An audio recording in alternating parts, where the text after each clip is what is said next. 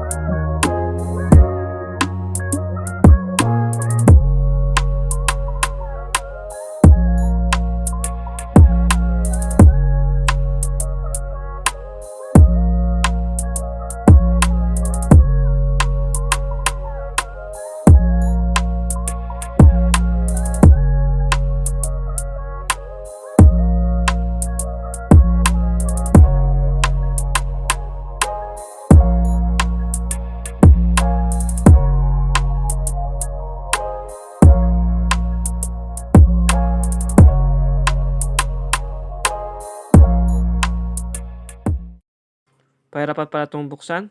At ayun, at ating nabuksan na yung blower, no?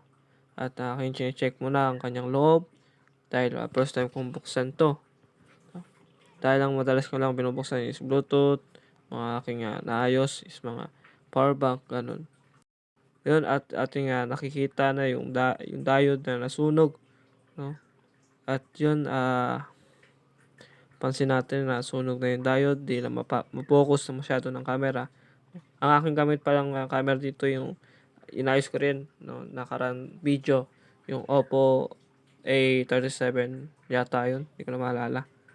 Yun, nakita natin na sira yung kanyang diode, no? At atin lang itong ayusin.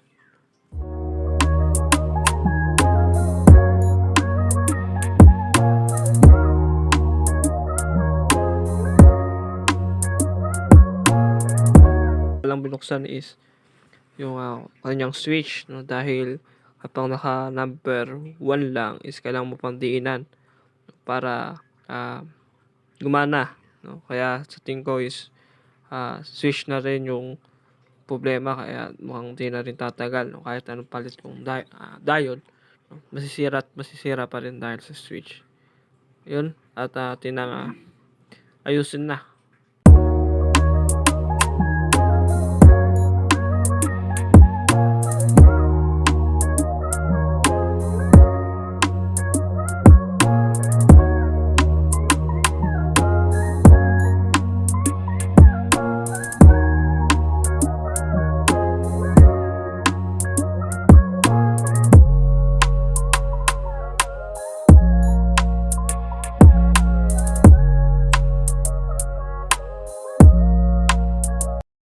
Yun, at dito tayo kuha ng diode, no, sa dating charger. Ating kahuyin na yung dating charger na sira. At atin na din ikabit sa switch na luma, no, kung masisira pa ba yung diode or hindi na.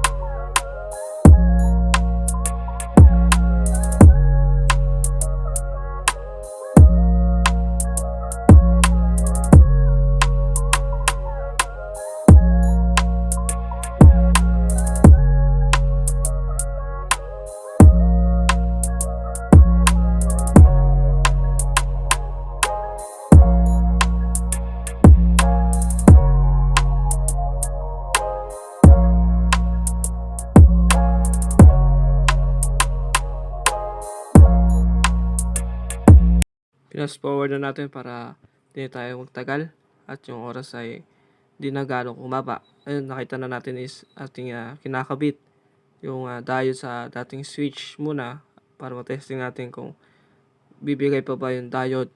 Kung ito'y bumigay pa rin is atin napalitan yung parehas, no?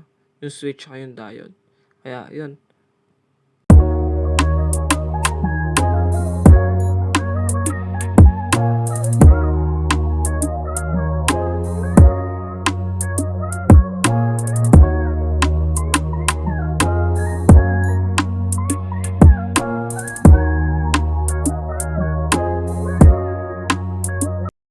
Ayun at nakabit na yung diode sa switch, no, sa kanyang lumang switch. Kaya ating testingin na kung ito ay gumagana.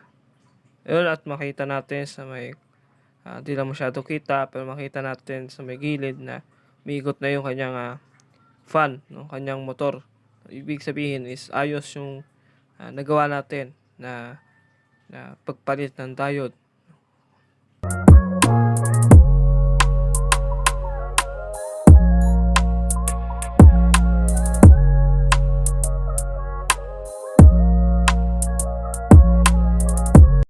Yun at ating napalitan na yung kanyang switch, no, dahil yun na gumagana, stuck na, tumigas na, umusok na at nasira ulit yung kanyang diode, no. Kaya yun atin nang ayusin na yung pinaka switch, no, para tumagal yung magamit kanyang switch. Kaya let's go, ayusin na natin.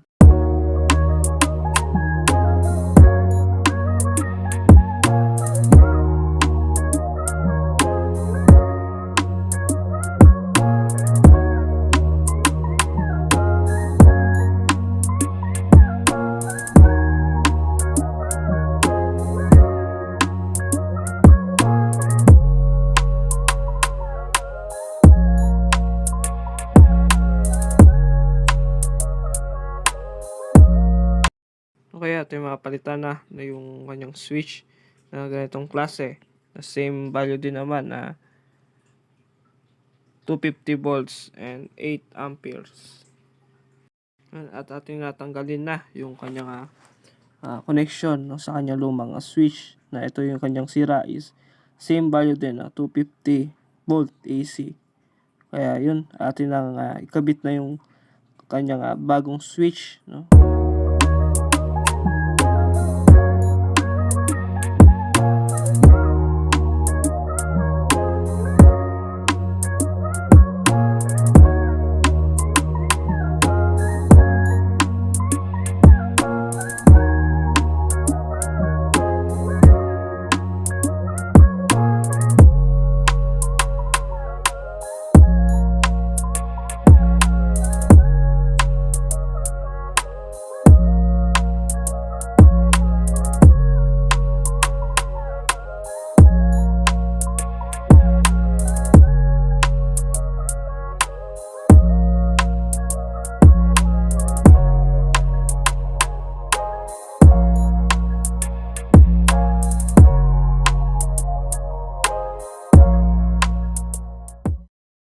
Ayun, at ayun na ikabit na natin yung diode sa kanyang switch at atin na lang ikabit na yung kanyang mga wirings.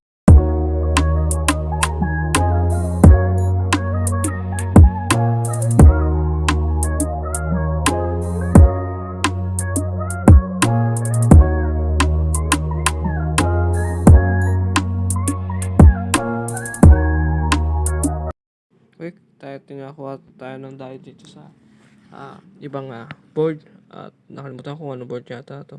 Board yata to ng mga ilaw yata, yung bulb na parang pahaba yung ilaw. Hindi ko na matandaan kung saan ko nakuha to eh. Ayun, kaya atin na kunin na yung diode at ating ikabit sa kanyang switch.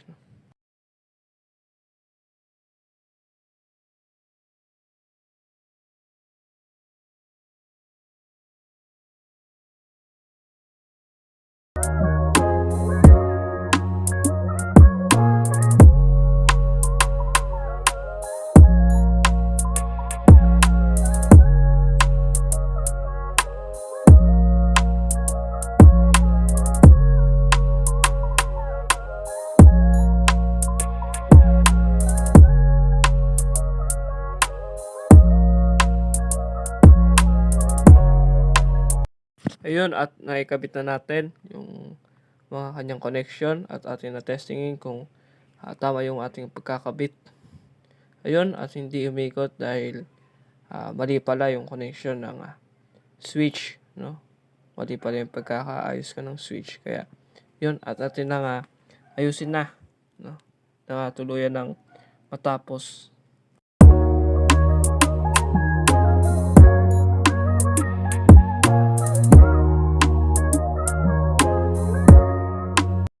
Ayun, at naging okay na. Naging tama na yung kanyang connection. At mamaya ipapakita ko kung paano ko siya connect, no? Para maging tama yung kanyang connection. At nakita natin na umiikot na yung ginawa nating blower, no? Kaya, let's go. Mapanood pa natin yung buong video.